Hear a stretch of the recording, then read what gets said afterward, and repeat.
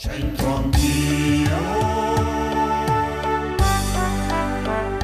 c'entro anch'io.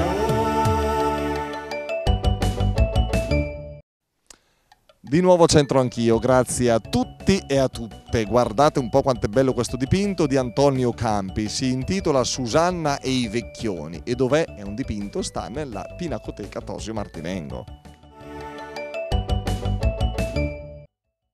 Questo dipinto fa parte di un ciclo composto da 7 tele che comprendeva episodi di tema biblico e classico. Posti inizialmente nel palazzo della Loggia di Brescia, sono stati eseguiti con una tecnica a tempera magra per suggerire un'impressione analoga a quella degli affreschi. Susanna i Vecchioni si presenta come un monito nei confronti degli abusi di potere. Susanna è concupita da 2 magistrati corrotti che, una volta respinti, la avrebbero falsamente accusata di adulterio approfittando del loro potere.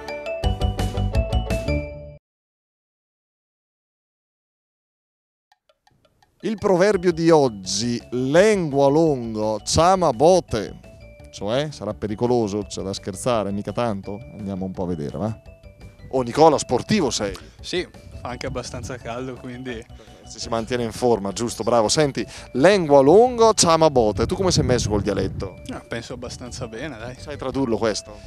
Lingua lunga, chiama botte. Quindi la persona, secondo te, che... com'è? Parla un po' troppo, se lo va a cercare. Allora meglio che io, sì no, dico io che faccio sto coso, che parlo parecchio, meglio che parli un po' meno. Ma no, dai. Alessio, lengua lungo, ciama bote, sai tradurla? Lingua lunga chiama botte. Ovvero? Non lo so. Tu sei uno chiacchierone o non troppo? No, quando serve sì, quando non serve mi modero. Beh, benissimo, è una giusta misura. Ok, allora adesso ho capito. Quindi più o meno. tu non dovresti rischiarle qui. Ok, perfetto, esatto. Anna ormai è un abitué di centro anch'io. Lo so. Quando si è popolari. Sì. Giusto per far capire che siamo bresciani.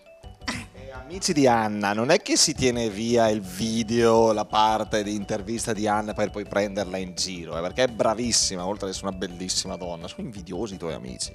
Sì. Troppo. Lengua lunga, ciama bote, ovvero? Chi chiacchiera troppo. Se le cerca. Tu conosci qualcuno, a parte il sottoscritto, che chiacchiera troppo e quindi se le va a cercare? No, dai, sono abbastanza bravi. Tutti. Tutti? Tranne mio marito. Vedi che ogni tanto tu... È lui che mi prende in giro. Tu fagli leggere sto qua, lengua lunga, ciama bote, sta attento a parlare troppo che te rie. Sì. Bravo tuo marito. Sì, dai. A parte quando mi sgrida. Fa il bravo, È per quello che non abbiamo il bambino, perché ci sono io da sgridare, no? Lengua lunga, ciama bote. Cioè? Sì, la lingua lunga chiama botte. Cioè? Che niente, ci possono essere degli scontri se si parla troppo. Insomma, meglio moderare quindi il linguaggio. Sì, Le parole. le parole, di sicuro. Lengua lungo, ciama bote, lingua lunga, chiama botte, parlare male degli altri, sparlarne alle spalle e alla fine, insomma, chiede di pagarne le conseguenze.